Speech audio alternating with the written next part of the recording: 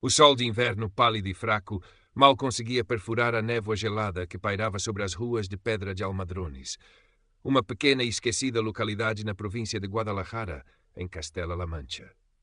Eram 6 da manhã, e o único som que quebrava o silêncio era o arrastar dos pés de Luz Nogueira sobre o empedrado irregular e o silvo do vento cortante que lhe fustigava o rosto.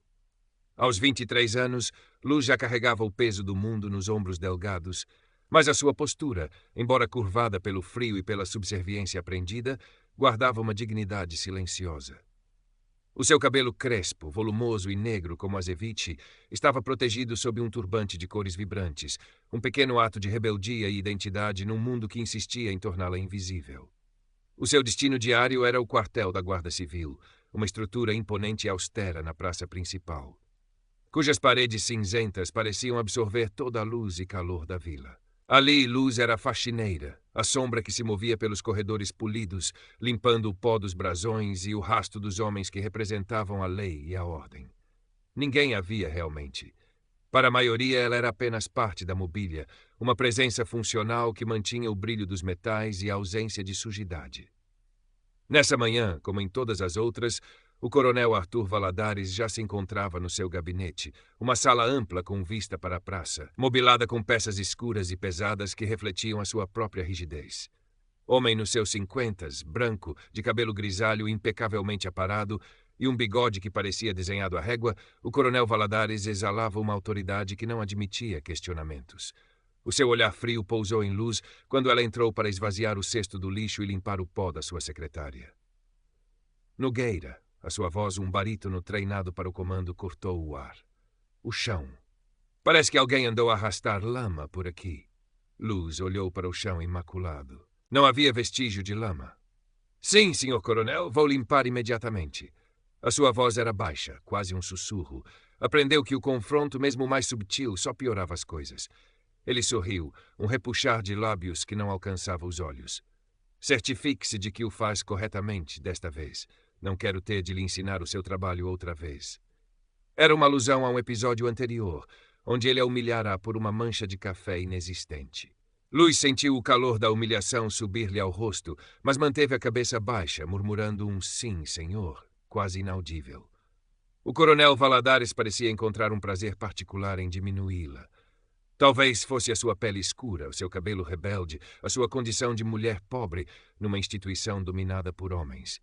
Para ele, Luz era a personificação de tudo o que ele desprezava e considerava inferior.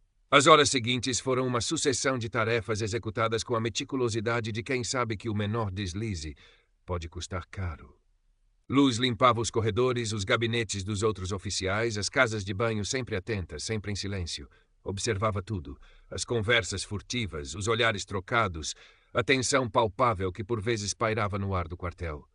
O tenente Castro, um jovem oficial recém-chegado de Madrid, era dos poucos que lhe dirigia um bom dia, que não soava a ordem.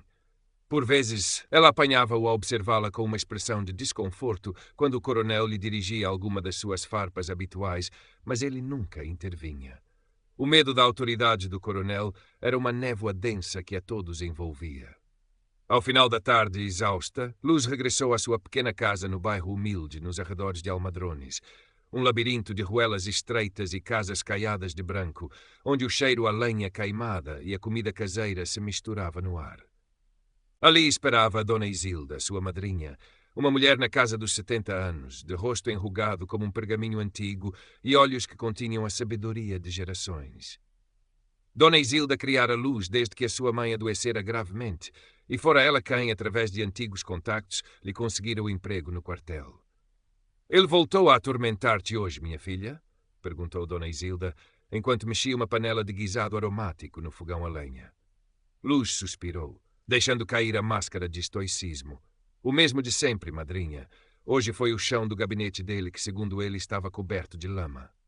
Dona Isilda abanou a cabeça, os seus olhos brilhando com uma mistura de tristeza e raiva contida. Esse Valadares sempre foi assim, desde novo, arrogante, cheio de si. Pensa que o uniforme lhe dá o direito de pisar nos outros, mas até os mais altos carvalhos têm raízes podres, Luz. Lembra-te disso. As palavras de Dona Isilda eram muitas vezes o único consolo de Luz. A velha senhora conhecia as histórias de Almadrones, os segredos guardados a 7 chaves pelas famílias mais antigas, incluindo os podres de muitos dos que agora ostentavam posições de poder. O incidente que fez transbordar o copo da paciência de Luz, ou melhor, que a empurrou para um abismo de desespero antes de encontrar uma nova força, ocorreu uma semana depois. O coronel Valadares estava particularmente irritadiço.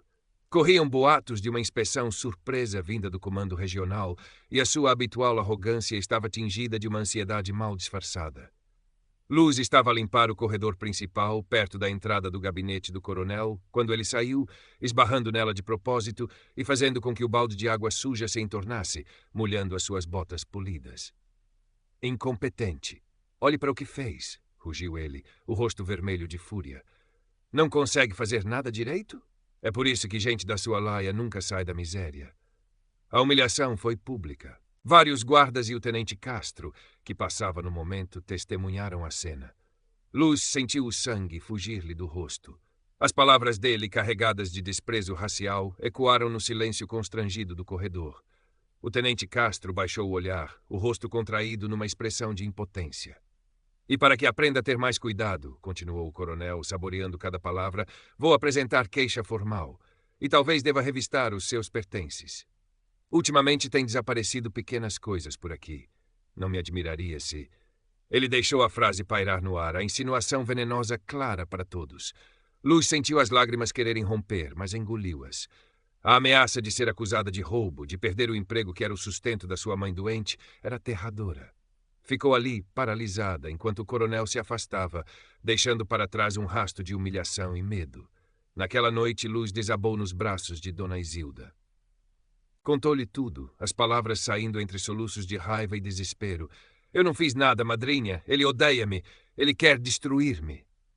Dona Isilda ouviu em silêncio, o seu rosto normalmente sereno agora uma máscara de fúria fria. Quando Luz terminou, a velha senhora segurou-lhe as mãos com firmeza. Chega, minha filha, disse ela, a voz baixa, mas carregada de uma determinação férrea. Esse homem já passou de todos os limites. Há coisas que o dinheiro e o poder não conseguem esconder para sempre. E o coronel Arthur Valadares tem um segredo muito sujo, que ele pensa estar bem enterrado. Luz olhou para a madrinha, os olhos arregalados. Um segredo? Sim, algo que aconteceu há muitos anos, quando ele era apenas um tenente ambicioso em Badajoz, na Extremadura.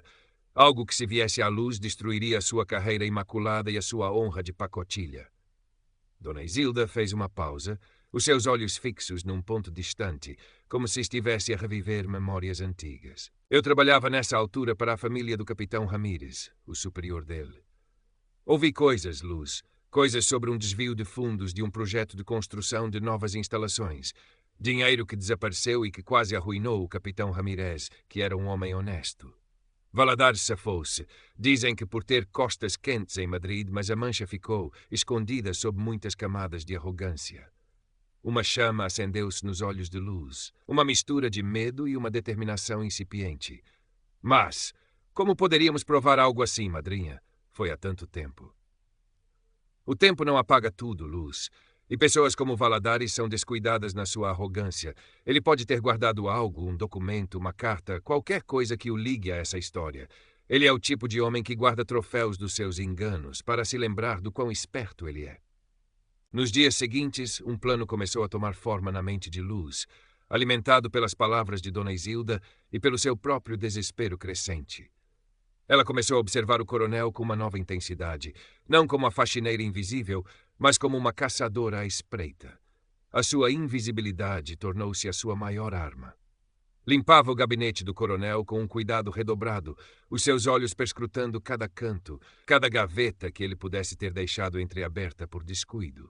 Ouviu conversas atrás de portas fechadas, apanhou fragmentos de frases, anotou mentalmente os nomes e os lugares mencionados. Sabia que era perigoso, que se fosse apanhada as consequências seriam terríveis. Mas a alternativa, continuar a viver sob o jugo da humilhação constante, era igualmente insuportável.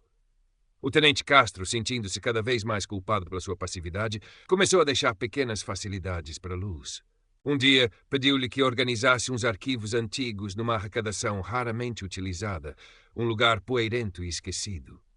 Há muita tralha aqui, Nogueira. Veja se consegue pôr alguma ordem nisto. Ninguém vem aqui há anos. Ele não olhou para ela diretamente, mas Luz sentiu que era uma oferta velada, uma oportunidade. Foi nessa arrecadação entre pilhas de documentos amarelecidos e caixas cobertas de pó que Luz encontrou algo. Numa velha pasta de cartolina com a inscrição Badajoz, Assuntos Diversos, 1998, encontrou uma série de faturas inflacionadas de uma empresa de construção fantasma e, mais importante, uma pequena agenda de capa de cabedal preta.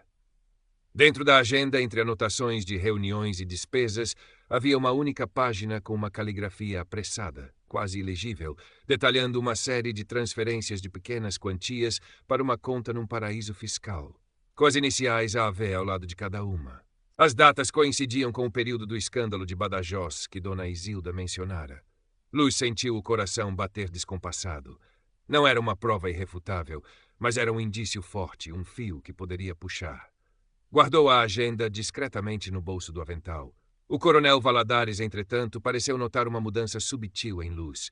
Talvez fosse o brilho nos seus olhos, uma firmeza recém-descoberta na sua postura. Ele intensificou a pressão, as suas humilhações tornando-se mais frequentes, mais cruéis. Um dia encontrou um pequeno desenho que o filho de 5 anos de Luz fizera para ela, um sol sorridente com raios coloridos, que ela guardava no seu modesto cacifo. O coronel rasgou à sua frente com um sorriso sádico. Lixo, como tudo que vem de gente como você. Aquilo foi a gota de água que faltava. A raiva fria substituiu o medo no coração de Luz. Ela tinha sua arma e estava na hora de usá-la. Na manhã seguinte, o coronel Valadares mandou chamar Luz ao seu gabinete. O seu rosto estava sombrio, os olhos faiscando de irritação mal contida. Nogueira, começou ele, a voz carregada de uma falsa solenidade. Tenho estado a observar o seu desempenho e, francamente, tem sido deplorável. A sua incompetência é gritante. Para além disso, ele fez uma pausa dramática, tenho razões para acreditar que tem andado a mexer onde não deve. A sua curiosidade pode custar-lhe caro. Ele esperava que ela chorasse, que implorasse, que se encolhesse de medo. Mas Luz permaneceu de pé, a cabeça erguida, os olhos fixos nos dele. Portanto, continuou o coronel, decidi que os seus serviços já não são necessários neste quartel. Está despedida. Pode levantar as suas coisas e sair imediatamente. E aconselho a não causar problemas. Almadrones é uma cidade pequena e a minha palavra tem peso. Luz ouviu em silêncio. Quando ele terminou, um pequeno sorriso, quase imperceptível, tocou os seus lábios. Senhor coronel, disse ela, a voz surpreendentemente calma e firme, cada palavra pronunciada com clareza. Antes de eu sair, talvez queira recordar-se de um pequeno incidente em Badajoz, por volta de 1998.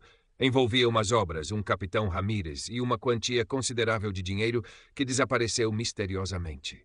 O coronel Valadares congelou. A cor fugiu do seu rosto, deixando-o pálido como cera.